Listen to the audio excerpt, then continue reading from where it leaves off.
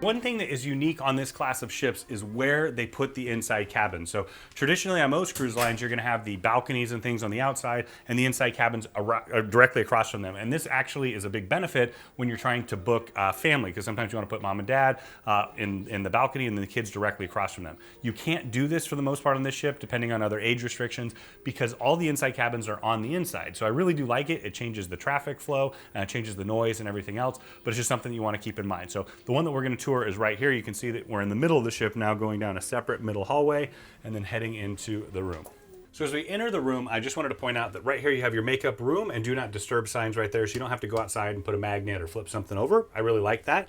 You also have the key card that controls the power here. You've got to make sure you keep a key card in there at all times, otherwise it's going to turn off the electricity and whatever you're charging, or just turn off the lights on you. So something you want to keep in mind.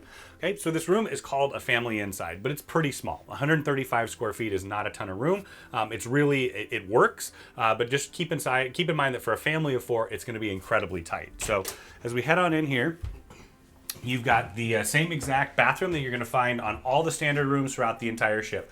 This is basically, Norwegian has taken some of the space from the rest of the room, put it in the bathroom, and made it really comfortable, and I appreciate that.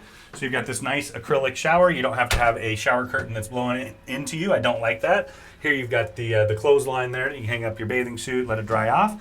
Okay, so you've got the shower wand, and I also wanted to show that you're going to have the your body wash and then soap and shampoo. It's a refillable container in efforts basically to eliminate all single-use plastics on their entire fleet. They've gotten rid of the individual bottles, just something you want to keep in mind if that matters to you. You've got a very little bit of storage up here, little storage there, and then some storage underneath. There's not really any storage where you can put stuff away completely. I don't love that, but it is a pretty good size bathroom after all, actually. So you've got more refillable hand soap here, and then you've got your cups here. So as you head out of the bathroom, the first thing here is going to be the vanity. So it could be a small writing desk. You got a little seat right here, a little bit of storage in there. You also have 3 US plugs here, which I really like. And then there's a European plug behind it as well. I always bring extra European converters when I travel or cruise. That way I can maximize all the plugs in the room if I need to use them. So underneath here, you're gonna have your mini fridge. Okay, a little tiny bit of storage there. And then right here, you're gonna have your closet. So this is the only closet for this entire room. So if you're traveling with 4 people in here, just wanna keep that in mind. You've got your safe in here, not big enough for a laptop, but perfect for passports, wallets, things like that. You've got a bit of storage up here. This is the full hanging room for the room right here.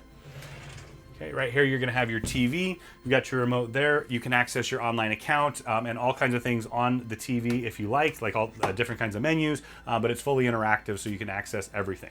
Okay, so right now, the way that it's set up, you have the 2 twin beds are separated. These can come together to make a large queen, and some of the rooms do have beds that come from the side here, some that come from the ceiling, but basically this is set up for 4. So the cabin steward in the evening would pull these 2 beds down, make them up, they put the ladders up there, and then you could put 4 people in here. But once again, at 135 square feet, it's a tough squeeze, or it's a tight squeeze, but essentially if cost is the number one and the only thing to keep in mind, it's really tough to beat the value on one of these as well. So one thing that I did want to show is you've got USB ports next to the bed right here. That's something that's really nice.